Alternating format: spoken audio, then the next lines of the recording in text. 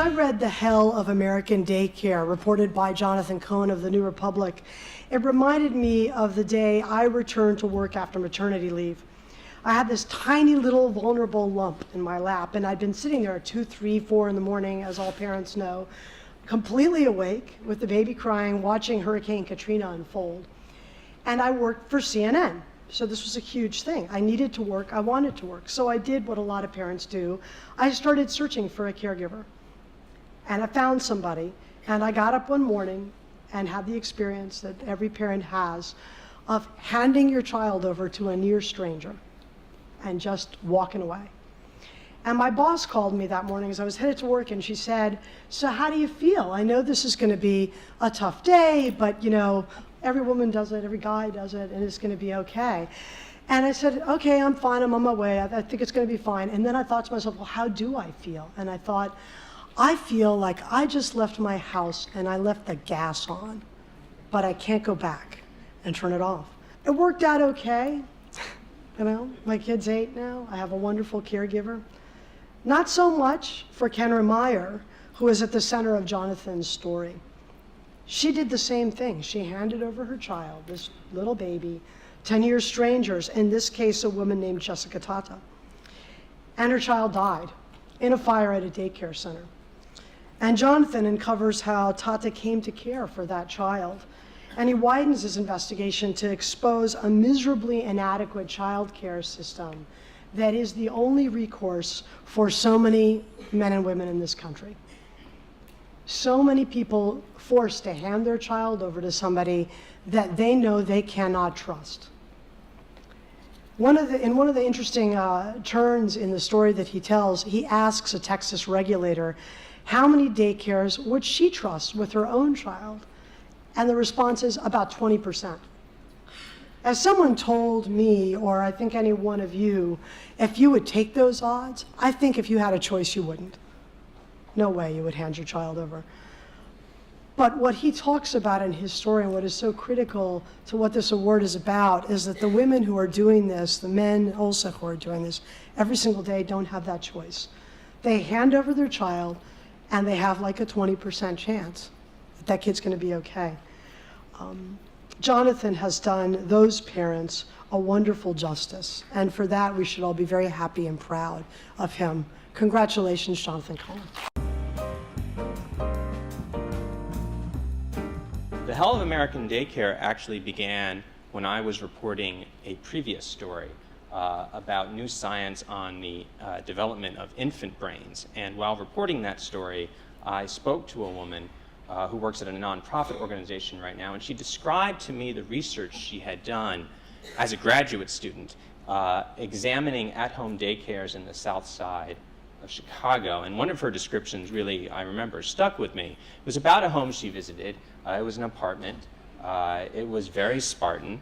It had a TV, and there were two groups of children.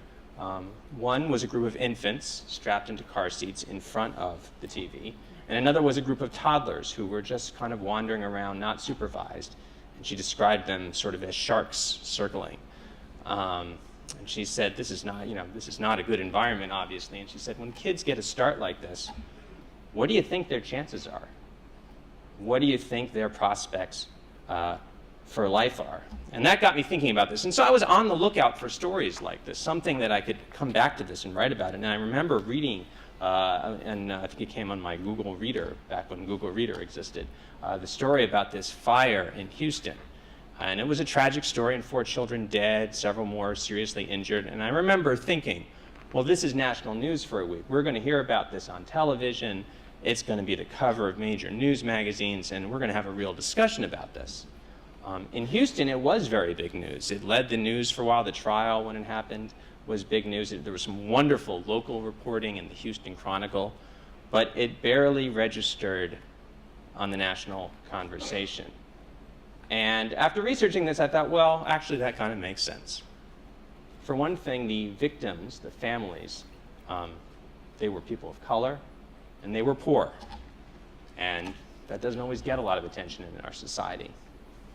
The other issue is that this is always, daycare, childcare, has always been a women's issue.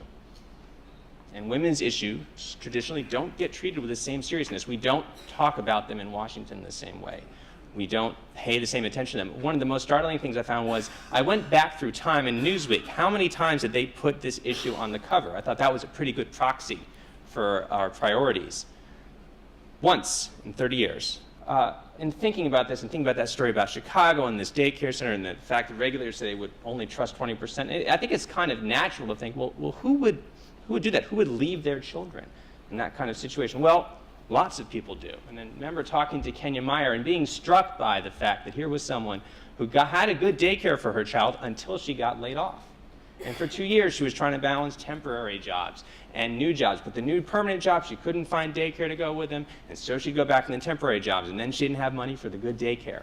And this went back and forth. And when she finally ended up in Jessica Tata's daycare, she was thinking, I've never done this before. I've never done an at-home daycare, but you know what? It's just temporary. And I'll eventually find something better.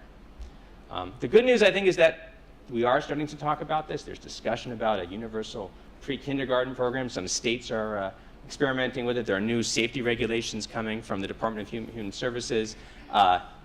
Nothing right away, but as someone who has covered healthcare for a long time, I can tell you sometimes change takes a little while. And I think media like this, stories like this, can help play that role. I'm so grateful to the Hillman Foundation for promoting journalism like this, for reminding people how important it is. I'm fortunate, I feel extremely fortunate to be at a journalistic home that has always valued this kind of work. My editor, Frank Foer, is here and has always believed in this kind of journalism that stands for something. My executive editor, Rachel Morris, who edited this and put up with my neuroses, as good editors must. So thank you for this, and thank you.